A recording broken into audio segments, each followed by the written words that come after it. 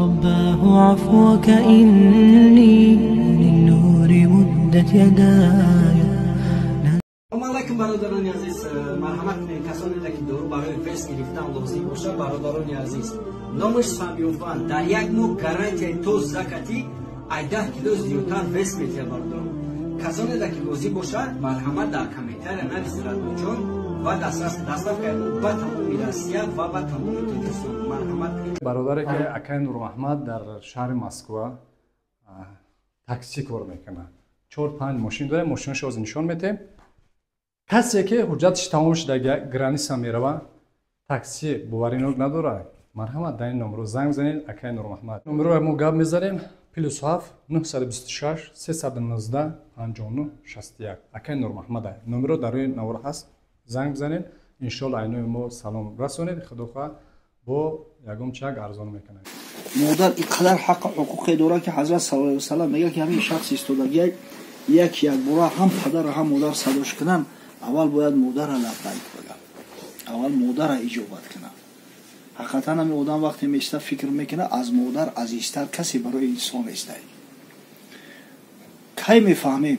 اما وقتی مادر را دست دادیم، مادر که دست رفت و میشینی پیش نظرت میایم حالتهای زندگی، حالتهای بد که مثلا بعضا میشید که یکی نافرمانی میکردی گوش نمیکردی، او چه بیزار کرده، آنمو بعد لینتاوری هم تا در ذهن تو خوردن میگیره و با درون میسوزی. کاش که نمیگفتم، کاش که پیشه که او چند از زیادترک میشیشتم. حقیقتا مادر بسیار عزیزه. خشو به حال مسلمانه که خدمت مادر را کرده باشه، خشو به حال جوانه که مادر از او راضی باشه. انشالله اگر مادر که از او راضی شد به یقین خدا راضی است.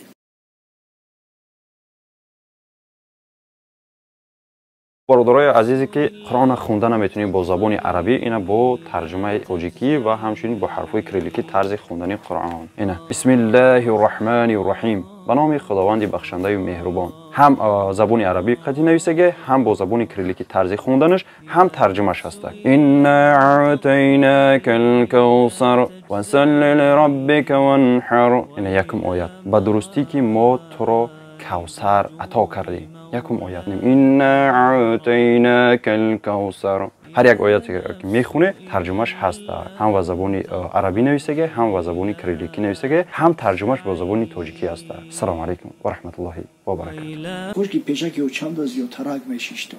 حقیقتا مادر بسیار عزیزه.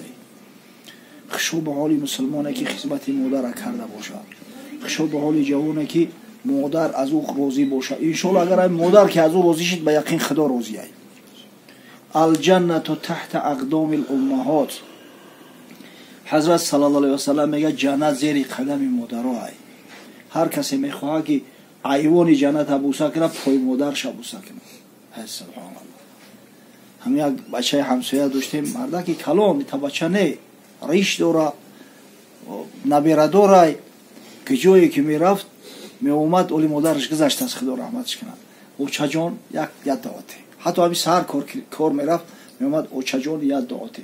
به همه هیچ جد کم نمیشوه، لیکن مادر هم که خرسند راضی میشوه. که او وقتی مادر خرسند راضی شد خدای مادر خرسند راضی میشوه. افسوس و صد افسوس که در عصر 21 بچه‌ها کم کم بی ادب شدن، به قدر پدر و مادر نمیرسیدگی شدن. البته هم کسایی که قدردانی نمیکنن بعد وقتی عذاب ای فرزند دیدن پشیمون میشوه و دیگه دیر میشوه. واقعی مشتی بعد جنگ در سر خود باید کوفت. خدا رحمت کنه شیخ سعدی را، میگه جوان سر از راه مادر بیتافت، دل دردمندش به آذر بیتافت. یک کمپیرک پسرش چی امری میکنه که گوش نمیکنه، سرکشی میکنه، بیچاره زورش نرسه. آخی چه بیچاره شد پیشش آورد مهد، که ای سست مهری فراموش عهد، نه در مهد نیروی حالت نبود. کمپیرک میگه گهوارش گرفته آورد، گفته سست عهد ای کرنمک، در همین گهواره خواب دی پشه را ای خود رونده نمیتونستی، کونی خود تازه کرده نمیتونستی، سیبت پریگه تا نمی اومدم تازه نمیکردم. نه در مهد نیروی حالت نبود، مگس راندن از خود مجالت نبود. تا آنی که از یک مگس رنجهی، که امروز سالار سرپنجهی. تا مسکولات دم نکر گردن تقاوس نکه تو همون تفلکی هستی که یک پشه رای خودت رونده نمیتونستی امروز گپی مادر را رد میکنی به سری مادر تگب میگردونی به حال رسی باز در قعر گور که نتوانی از خیشتن دفع مور اولی میبرن در خاک میمونند انم کرمای لحد میان چشمات هم میکنن دیگه انم درونده شو نمیتونی بروی پدر مادر خصوصا مادر یک گوهری بسیار قیمت بهای و قدرش رسیدن در کن حضرت شخص پرسید که یا رسول الله در حق همی والدین چی میگوی اینا چه حق دارن حضرت گفت هما جنتک او نارک این پدر و مادر یا پروپس که جنتی تو میشوند یا کلید دوزخ با دعای پدر و مادر جنت میرای پدر و مادر اگر راضی نباشه دوزخ میرای همین شخصی که شب تا سحر عبادت کنه تمام سال اگر روزه بگیره همه روزه خیر احسان کنه اگر پدر یا مادر از او راضی نباشند به شرطی که او پدر و مادر مسلمان باشه هیچ فایدهش نمیکنه خدای تعالی قبولش نمیکنه رضا ربی فی رضا الوالد رضای خدای تعالی در رضای انم والدین و سخطه فی سخطهما انم خشم و غضب پروردگارم در خشم و غضب پدر و مادر ان شاء الله اون شخصایی که خدمت پدر و مادر کردیم با تسکین میتنقشن ان شاء الله هیچ جای شک نیست همین خدمت پدر و مادر کردی ای فرزندات خدمت میبینی ما همین چطور اولی او عقل ما نمیگیره حقیقتا همین خیلی زکات مال دیدی مال در کاسه پروردگار در سیف خداوند گذاشتی او گم نمیشه خدمت پدر و مادر کردی ای فرزندات خدمت ببینی جایی گپ نیست فرمان خدا را بردی رحمت پروردگار البته بولاد نثار میشه یک اکسیوم ای یک کس نقل کرد یا تاجر گفت قطعی افغان یا افغان قطعی ما سر کار داریم بیزنس داریم او بار میزنه میوره و مایجای سرحد میگیره $10,000 میگه در روی یک کروبکا اومده موده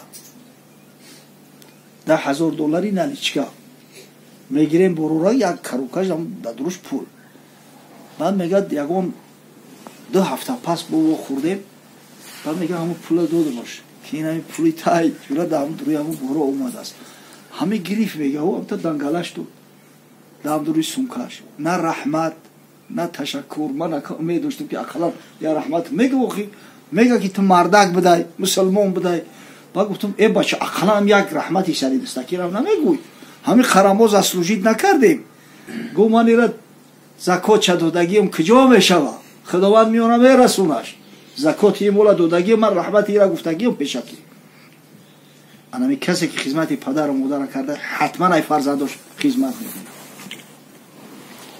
یک سال در امریکا بودیم سال 2009 بعد همی در بورای بیمه گپ رفته در بورای خانه به پرستارا و دیگر و دیگر یک قصه روان کردگی هم واقعی تاریخی هست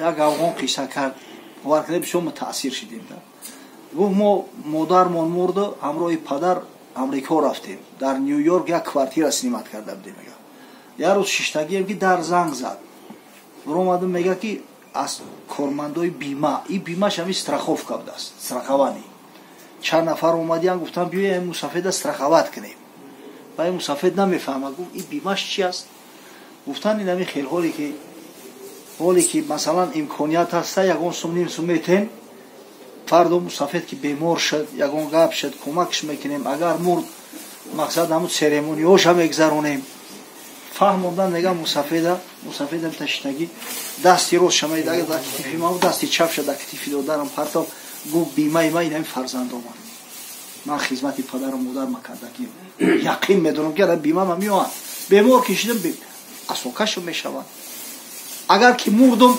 گروچوبو میکنم محفل خیر برگزار میکنم انا خشاب به حال مسلمانه که همین گپ گفته بتونه من خدمت پدر و مادر کردگیم انشالله ای فرزندان نبیرها همین احترام میبینم خداوند برادر عبدالعزیز مادرشان رحمت مغفرت از اعمال